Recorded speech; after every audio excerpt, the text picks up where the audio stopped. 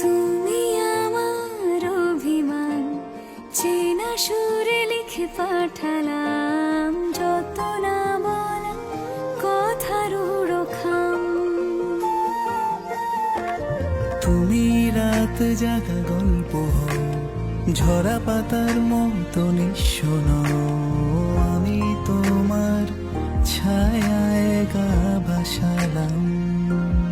যেখানে সব কথারা শেষ, সেখানে তোমায় পেলাম।